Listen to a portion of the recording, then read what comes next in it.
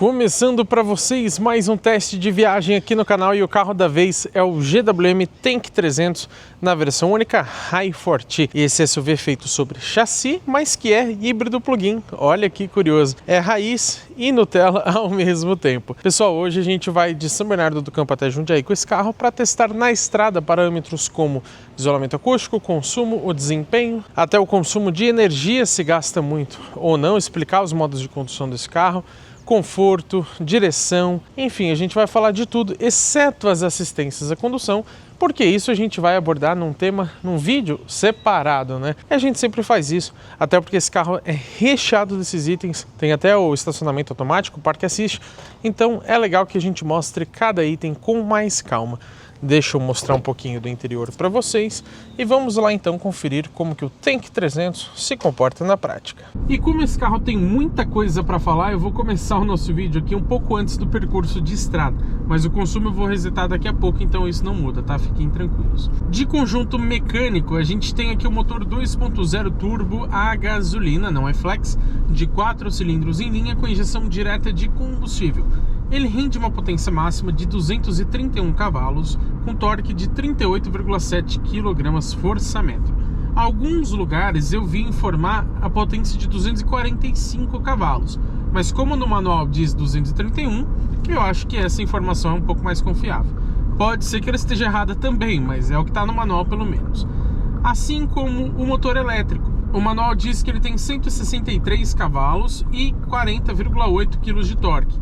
Algumas pessoas eu vi dizendo que ele tem 32,6 de torque. Ou então o número do manual nesse caso é maior. Combinado, confirmado pela GWM, a gente tem 394 cavalos com 76,4 kgfm de torque. E eu lembro também que aqui a gente tem a transmissão automática convencional de 9 velocidades. Na verdade não é tão convencional, tá? Ela é híbrida, como a GWM chama, porque o motor elétrico desse carro fica na dianteira e fica entre o motor e a transmissão. Por isso ela é como se fosse híbrida. E a tração desse carro ela é prioritariamente traseira, pode ser também 4x4 alta e 4x4 reduzida. E você ainda tem o bloqueio do diferencial traseiro, dianteiro e até mesmo o central. Aqui a gente tem uma tração part-time, que é aquela bem parecida como a gente encontra em veículos a diesel, picapes, etc. É um sistema mais robusto. A gente tem alguns eletrificados com tração nas 4 rodas, mas é um sistema de distribuição automática, um AWD. Aqui não. E ele tem uma reduzida real, tá? Então são 9 marchas normais, mais 9 marchas reduzidas. Agora sim, começando o trecho de estrada, eu já reiniciei a nossa média de consumo. E eu lembro que infelizmente só temos um trip de consumo resetável neste carro, o que significa que nós vamos perder aquela média total do trajeto entre São Bernardo e Jundiaí. Infelizmente, não é por culpa minha, é por culpa do carro, tá? E eu falei sobre conjunto mecânico, vou falar também sobre bateria, mas antes eu vou citar o seguinte: a gente tem aqui 3 modos de energia. Você tem o 100% elétrico, o híbrido e o inteligente, que é o Smart. No modo inteligente, você consegue definir o percentual de bateria que você quer. Então estamos aqui em 40% e eu defini, se eu não me engano, 41%. Ou seja, ele gasta um pouquinho, depois recupera, gasta mais um pouco, recupera. Então ele vira praticamente um híbrido convencional. Eu sempre explico para vocês que a vantagem do híbrido plug-in é poder rodar vários quilômetros em modo 100% elétrico. Mas quando você está sem a bateria ou com a bateria baixa, alguma coisa assim, ele vira um híbrido convencional, onde o próprio motor é a combustão e também as frenagens regenerativas que recarregam um pouco da bateria. Ou seja, igual um híbrido convencional, mas com a diferença que aqui você pode também colocar na tomada, plugar, né, como o nome diz, para recarregar a bateria. Até porque a bateria aqui ela é feita de NMC, que é níquel, manganês, cobalto, e possui 37,1 kWh de capacidade. É bastante coisa para um carro híbrido. Infelizmente a GWM não fala se é a capacidade nominal ou utilizável da bateria, mas o número não muda assim absurdamente, né? Embora o que você consiga usar geralmente é uma capacidade menor. E como que funciona a frenagem regenerativa que eu comentei para vocês? É simples. Quando você pisa no pedal do freio ou desacelera o carro, tirando o pé do acelerador, ele inverte a rotação do motor elétrico para transformar energia cinética, que é aquela de movimento, em energia elétrica. Assim você consegue economizar um pouco daquilo que você gastou, porque você recupera um pouco da energia que você tinha gastado anteriormente. Então não faz milagre, como é só nas frenagens, não dá para você ter uma autonomia infinita, mas te ajuda a ser mais econômico. E muita gente fica confusa sobre isso, porque você tem 3 modos de regeneração de energia. Você tem o baixo, o normal e o alto. Se eu deixar na regeneração mais alta, o carro vai ficar mais econômico? Não exatamente, tá? Depende do seu estilo de condução. Então muda mais a forma que você vai dirigir esses modos. Se você gosta que o carro freie mais, você pode então deixar a regeneração mais alta. Se você quiser o carro mais livre, você deixa na regeneração mais baixa. Porque quando você pisa no pedal do freio, ele faz também essa inversão do motor elétrico. Então o efeito de recuperação de energia é o mesmo, tá? E aqui eu deixei inclusive nesse modo inteligente, salvei ali nos 41%. Como vocês podem ver aqui, ó, 40% aliás, tá? Ele até recarregou um pouquinho para 41%, porque na estrada ele acaba usando mais o motor a gasolina, né? Como a gente tem uma boa capacidade aqui ainda de bateria, se eu deixasse no modo híbrido normal, ele provavelmente ia andar todos esses quilômetros que a gente vai andar aqui na estrada em modo 100% elétrico, ou quase todos. E aí a gente não teria uma média de consumo para apresentar para vocês. Por isso que eu selecionei esse modo. Como eu disse, é como se a gente tivesse aqui então um híbrido convencional ao invés de um híbrido plug-in. Agora, o que eu não gostei desse carro é que quando você coloca no modo Expert, você consegue mudar o modo de potência. Então você coloca Eco, padrão ou esportivo. Porém, nesse modo você não consegue usar o ACC. Por isso que eu não deixei ele ativado, tá? Aqui eu coloquei para ativar o modo esportivo para testar o desempenho. Para fazer o teste de consumo eu usei ele no modo padrão, porém naquele esqueminha que eu falei para vocês, com a bateria no modo inteligente. Você tem 9 modos de condução nesse carro, a maioria são off-road, tá? Você só consegue acionar com o 4x4 alto ou 4x4 reduzido. E aí os 2 que você tem, o Eco e o esportivo, que são os modos normais, você precisa usar o Expert. E aí usando o Expert, você perde algumas outras funções do carro. Então vai entendendo por que a GWM fez essa confusão, eu não sei. Ó, eu vou tirar aqui agora do modo Expert. Tira. Ai, tem que desativar abaixo de 75. Que frescura, hein? Consegui desativar. Aí ele volta aqui para o modo padrão. Aí no modo padrão eu consigo vir aqui de novo em condução. E aí eu coloco de novo no modo inteligente que eu tinha falado para vocês, programado ali nos 40%. Vamos falar agora sobre isolamento acústico. A gente tem aqui, pessoal, um bom isolamento, tá? Ele não é perfeito, você ainda escuta barulho de vento, mas estamos a 120 por hora. E aqui na Bandeirantes geralmente tem bastante vento. E mesmo assim, ó, não invade muito a cabine. Eu não estou precisando gritar para conversar com vocês.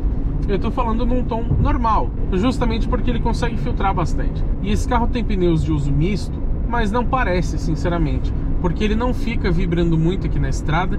Também você não escuta muito a rolagem dos pneus. Então eu achei um acerto muito bom aqui por parte da GWM. Ele é um carro refinado, de fato, você consegue notar isso enquanto dirige. E já vou aproveitar e falar do preço para vocês. Nessa versão única, a Hi4T, ele custa R$339 mil. Parece muita coisa, mas na avaliação eu falo melhor se vale a pena ou não, porque hoje todo carro tá caríssimo, infelizmente. Falando agora sobre suspensão e direção. Esse carro é feito sobre chassi. Ele tem suspensão de eixo rígido na traseira, porém com molas helicoidais, tá? Não é um feixe de molas. Mesmo assim, eu acho ele muito confortável. Lógico, você sente alguns carros monoblocos que eles são mais macios, mas esse carro aqui ele consegue ser muito mais confortável do que vários carros monoblocos, tá? Os pneus grandes também, né? A roda é um pouco menor, aro 18, te ajudam também nesse amortecimento. Então o conforto aqui é muito bom e os bancos eu também acho bastante confortáveis. É muito gostoso viajar com esse carro nesse sentido.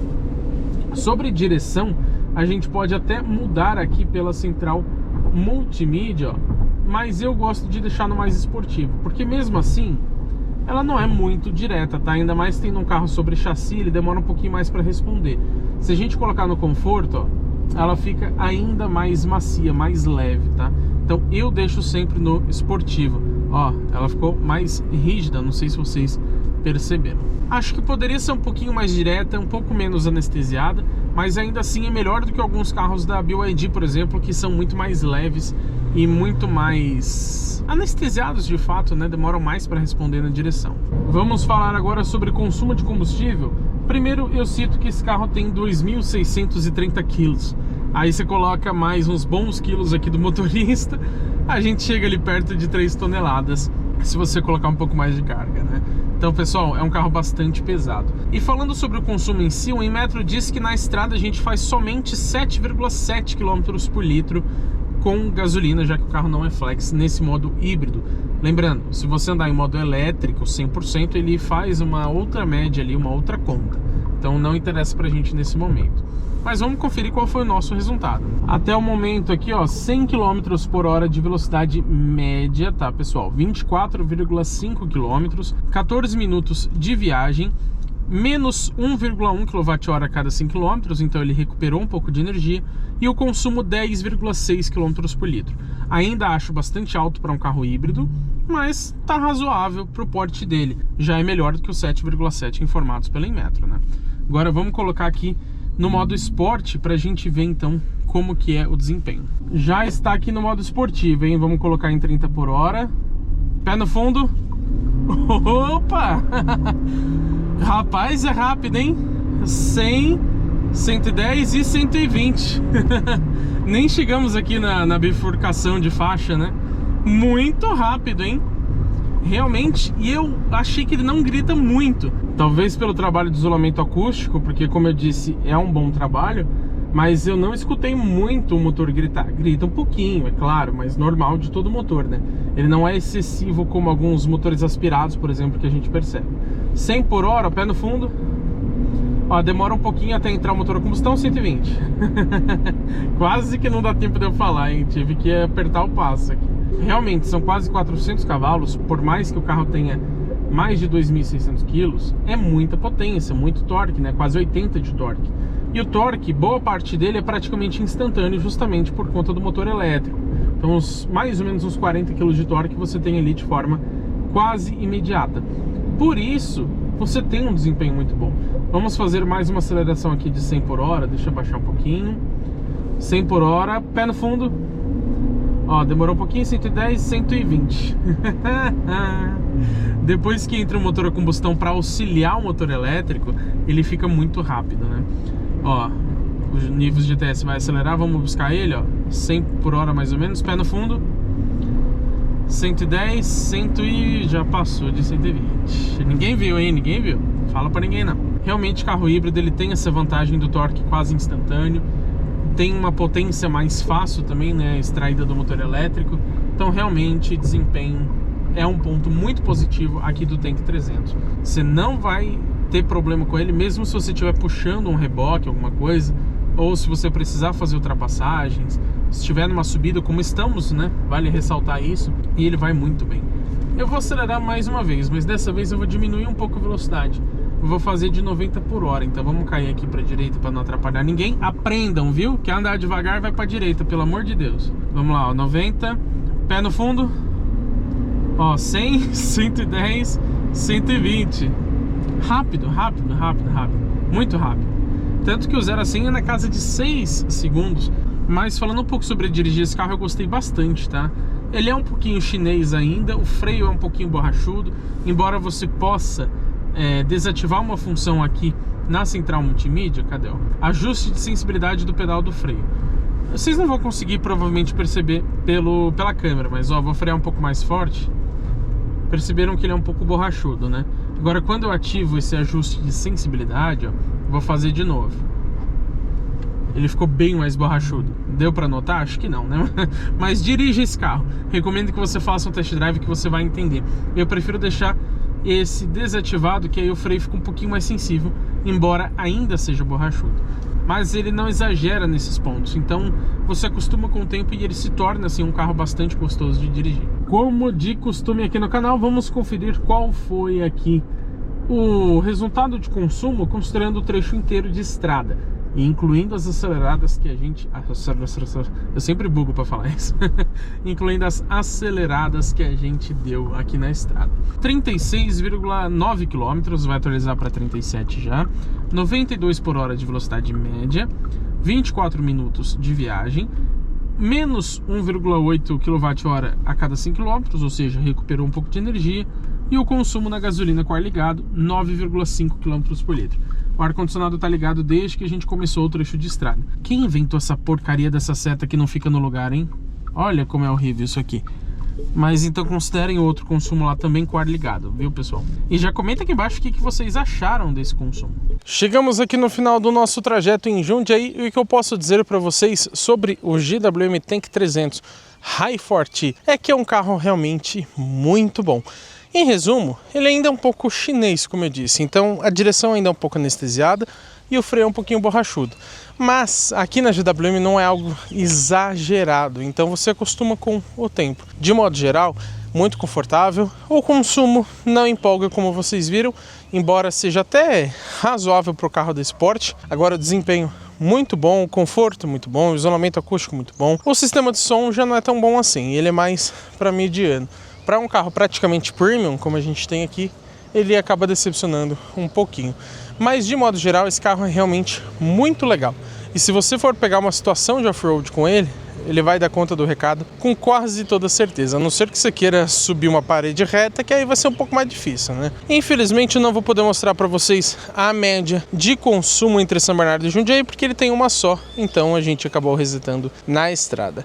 E o quanto ele roda em modo 100% elétrico a gente já mostrou no teste de consumo urbano aqui no canal, caso vocês queiram saber sobre isso.